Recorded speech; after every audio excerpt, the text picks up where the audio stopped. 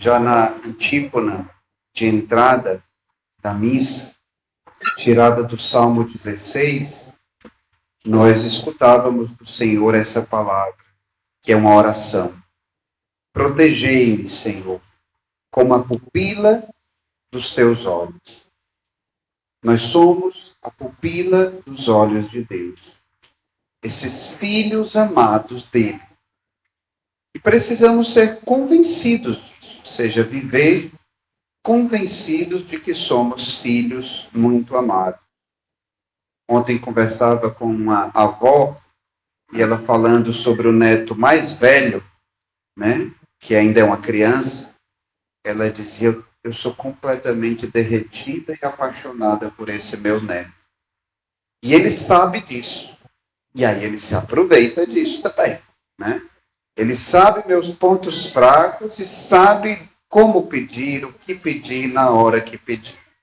E o pior é que a irmã dele também se acha a mais amada de todas as netas. E quem dera todos os netos tivessem essa sensação de serem os preferidos. São João Evangelista, né, autor do 4º Evangelho, a tradição diz que ele mesmo, escrevendo sobre si, ele se chama o discípulo amado, né? Ou seja, ele era convencido de ser amado por Jesus. Esse é um tipo de convencimento bom que a gente deve pedir a Deus, nos sentirmos tão amados por ele que sejamos convencidos e nos achemos os filhos mais amados de Deus, né? Uma vez um professor, quando eu fazia teologia em Roma, disse, será que Deus pode amar mais alguém, uma pessoa mais do que a outra? Pode ou não pode? Né? Ele dizia sim e não. Pode e não pode. Deus ama infinitamente. Então, todo o amor que Deus tem por qualquer pessoa é infinito. Como é que a gente vai medir? Mas, às vezes, tem pessoas que a gente tem a impressão de que elas recebem mais graças, né? E aí ele dizia, mas quando Deus dá mais graças a uma pessoa, é para que essa pessoa distribua com os outros. Então é sempre em função de todos, né? Qual é o erro que pode acontecer? Tem alguns erros que podem acontecer.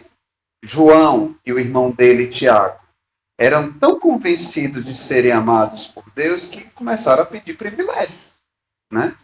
Às vezes a gente acha que porque a gente é amado, Deus vai tirar toda a dificuldade do nosso caminho. Vocês que são pais e mães, vocês conseguem tirar toda a dificuldade do caminho dos filhos de vocês? Eu acho que é impossível. Vocês podem tentar proteger como a pupila dos olhos. Mas chega um momento também na vida em que, mais do que ficar super protegendo, a gente precisa, na verdade, toda a vida a gente precisa formar os filhos para enfrentar os desafios da vida. E quando os pais fazem com os filhos somente uma educação de proteção, sem preparar para enfrentar os desafios da vida, quando esses desafios aparecem, infelizmente, os filhos estão despreparados. E Jesus não era esse tipo de educador. Não era esse tipo de pedagogo, né? Por isso, por exemplo, na primeira leitura de Isaías 53, a palavra de Deus nos ensina que mesmo os servos de Yahvé, justos, muitas vezes sofrem. Né? Muitas vezes sofrem.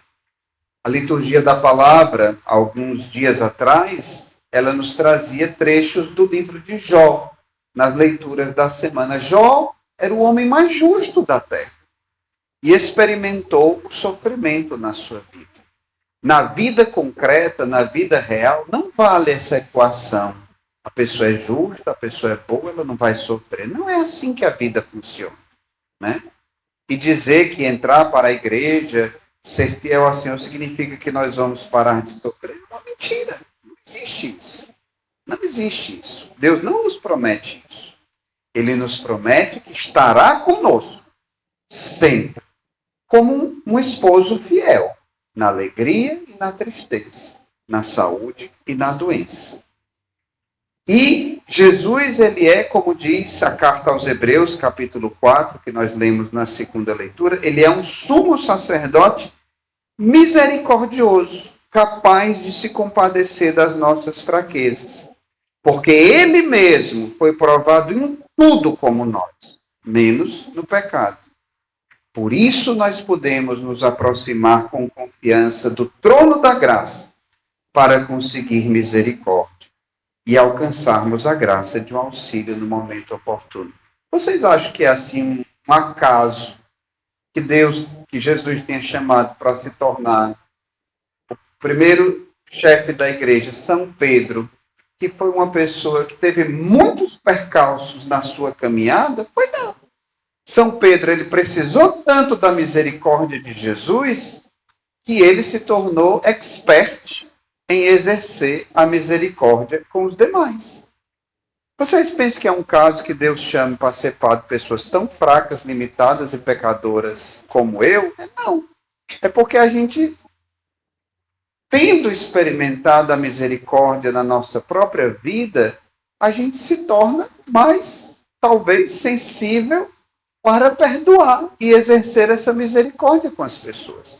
Às vezes também alguns desafios que Deus nos permite passar na nossa vida é para que a gente se torne também, nós nos tornemos pessoas capazes de ajudar aqueles que vivem desafios parecidos com os que a gente viveu, né? E às vezes aquilo se torna até uma oportunidade de graça, um desafio que você vive. Às vezes Deus lhe faz aprender um ensinamento que vai lhe ajudar, que vai fazer com que você ajude a muitas pessoas por causa daquilo, né? Jesus vai preparando os seus discípulos para a cruz. O Filho do Homem. O que é que João e Tiago pedem para ele? Foi privilégios. Quando você estiver no seu reino, que você assim for muito poderoso, deixa a gente sentar uma à direita, outra à esquerda, assim, ter um lugar de destaque no teu reino. E o que é que Jesus diz? O Filho do Homem não veio para ser servido, mas para servir e dar a vida por amor. Dar a vida por amor. Há muitos anos atrás, quando eu ainda era jovem, me tocou muito um livro que falava da maturidade humana. Em que consiste a maturidade de uma pessoa? Como é que eu formo uma pessoa para ser uma pessoa madura? O amor, a maturidade de uma pessoa se mede pela capacidade de amor oblativo. O que é o amor oblativo? É o amor que se doa pelo outro. Uma pessoa que não é capaz de se sacrificar pelo outro é uma pessoa imatura, egoísta, só pensa em si. O amor verdadeiro é aquele de quem é capaz de se sacrificar pela pessoa que ama. E se a gente quer ser feliz verdadeiramente, viver a felicidade do amor, a felicidade do reino de Deus, é essa felicidade que, como nos ensina a palavra, se encontra mais no dar do que no receber. Por isso, se nós queremos ser pessoas cristãs, maduras, peçamos a Deus a graça de crescer no amor oblativo. Amor que se doa, amor que é capaz de se transformar em serviço pelos nossos irmãos. E formemos aqueles que Deus nos confia. Filhos, alunos, pacientes, quem quer que seja, né? Também na comunidade, na paróquia, na obra. Às vezes Deus nos dá alguma função de responsabilidade. Aqueles que Deus nos dá a graça de discipular, de certa maneira, nós fazemos um papel de ensinar essas pessoas, formemos para o amor oblativo, para a capacidade de se doar pelos outros e de servir o próximo. Louvado seja nosso Senhor Jesus Cristo.